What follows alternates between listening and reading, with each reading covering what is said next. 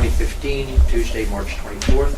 And I'd like to ask everybody if they'd be kind enough to just introduce themselves, the organization they are representing, and if they have a role as an officer on the authority, if they'd also specify so too.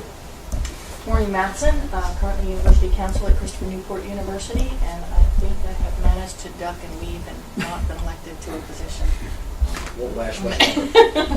I'm expecting that. I'm Gary Temple, I'm the chair of mechanical and nuclear engineering here at DC. Like, didn't duck. What was it? What am I? You're the vice chair. Vice chairman. Vice chair. Yeah. That's right. Hey, Jennifer. Sorry. Good morning, I'm Michael Skippington, Policy Manager with the Department of Mines, Minerals and Energy.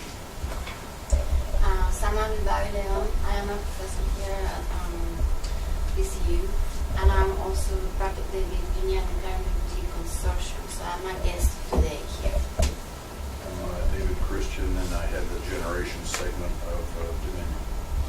I'm Jennifer Boykin, Engineering at Newport News Shipbuilding. I'm here representing Matt Mulheron, who's on the authority, and I am also on the consortium. Srinath Iker, I'm the Associate Vice President for Research at Virginia Tech. For the first time here, so. Welcome. Colleen Deegan with Bechtel Corporation.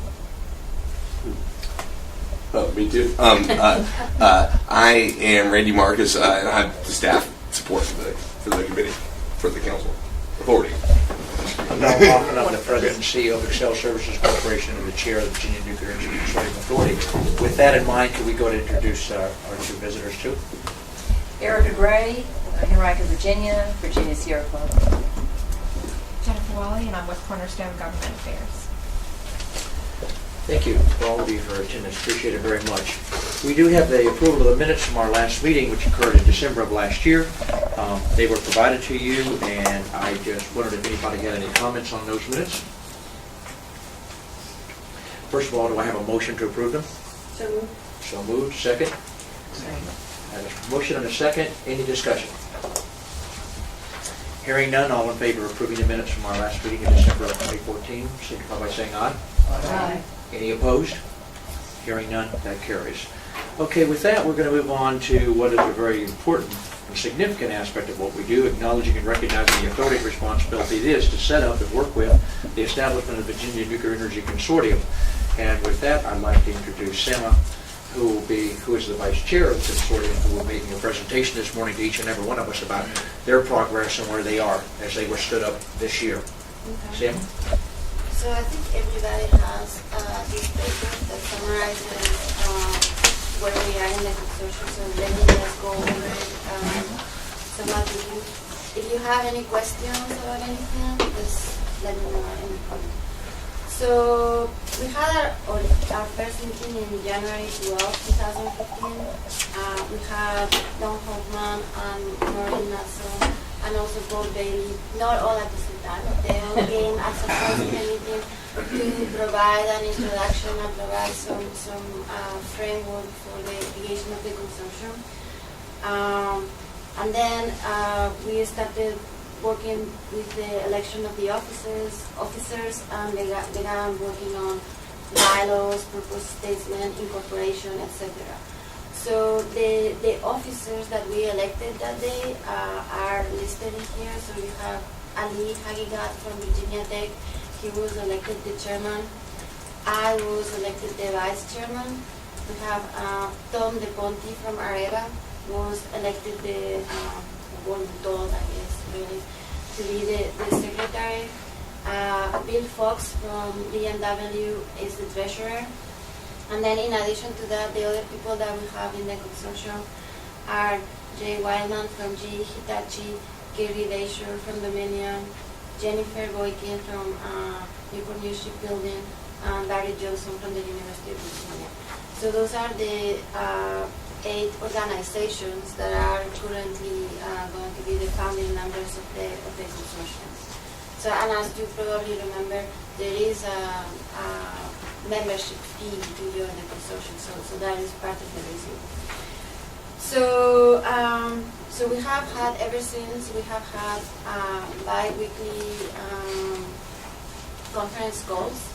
So So basically we have been working rather hard. It's actually a pleasure to work in this group. I mean, I don't know, Jennifer would agree. I mean, it is fantastic because the actions are being completed almost before the conference call, so it is truly awesome. So it is a pleasure to work with this group. So we've been meeting, as I say, by conference call every couple of weeks, and we've been trying to advance on the organizational issues and to try to set the goals and the objectives for this first year. So what we have done is, in order to set up the incorporation of the consortium and basically to stand up the organization, so originally we had a pro bono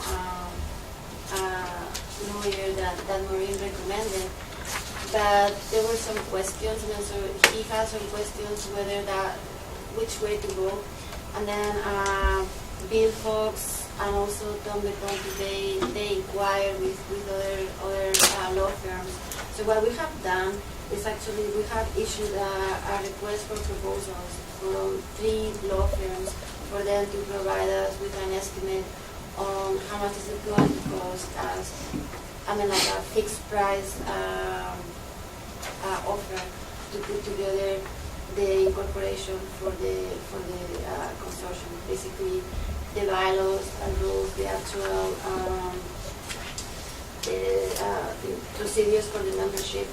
And one question that we had is whether we have to be the 301 C4 or C6, anyway, it's a tax issue. Yeah, it's a tax issue. So it's 301 C3 or C4.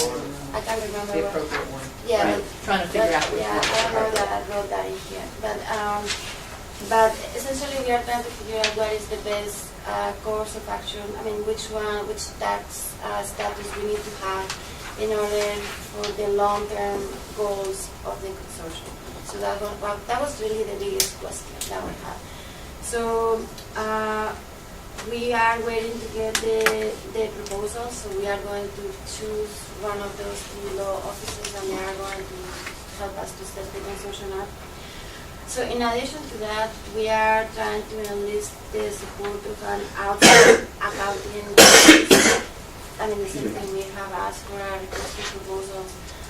For the same reason, we want to make sure that there is a lot of transparency with because of course the consortium will have some budget. And also we want to make sure that there is continuity, because people in the board may come and go, but we need to ensure that there are continuity with the management of the funds and everything. So this is why we are going to have an outside accounting service. So in addition to that, we are trying to recruit an executive director for the BNEC. So we have developed a position description, and we have currently I think 5 people that we have requested their application for the position. So I think that at least 3 of them have already applied. I'm not sure. Yeah, so according to my emails, maybe Ali has updated information. But for my information, we have at least 3 of those people that have already applied. So as soon as we have, as soon as we hit the deadline, we will choose somebody that is going to be our executive director and is going to help us get going. So questions so far? Does that all make sense? So when do you expect to have, what's that deadline to have someone in place? I can't remember. Sorry. But it's very, very soon, because, we want to make sure, and one of the things why we started with the executive director right away is because we want this person to be fully involved in the incorporation and the accounting. We want this person to be an integral part of the standing up of the organization. Yes. I just wanted to let you know that I have a resume in my notebook that I did not bring with me.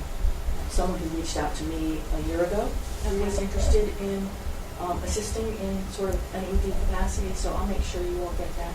Email. I saw Carrie last weekend.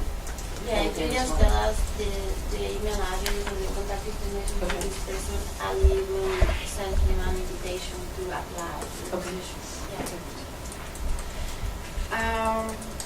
So then I have listed here the BNEC purpose statement. I'm not going to read it to you guys because I think that this is not very different from the purpose statement that we had when we originally created, and then when we defined the goals of the consortium in the bill that was approved. So this is not very different. Maybe the language is a little bit tweaked, but the overall goals are, I think, essentially the same. And of course, the reason why that is important, the reason why we have been trying to refine that is because that is going to be part of the incorporation, part of the documentation of the consortium. So that is the only reason why we have it here. So take a look at it. If you guys see that there is something missing or there's too much of something, let us know. And I'll add, we had a lot of discussion looking at the authority's sort of charter about what's the right size to start, what are we going to scope to focus on, how do we make sure we're not too broad or too narrow. And we really centered up on the workforce development as a you can't lose first focus. It supports the authority's objectives, and we could move fast if we focused on that, where some of the others, as Sana said, may develop once we sort of mature. Okay. So I mean, exactly that is in the back of the presentation. So as you know, the consortium is kind of on a 1-year trial. So basically, all the organizations that have committed to be part of the consortium, they have committed to provide the membership fee for the first year, and then hopefully they will be convinced that the consortium is a good idea, and they will continue becoming members of the consortium for future years. So this is why, if you look at the back of your page, so one of the things that we really want to do for the consortium is, yes, we do want to define an overall guiding principle, and we want to put a long-term plan for what the consortium is going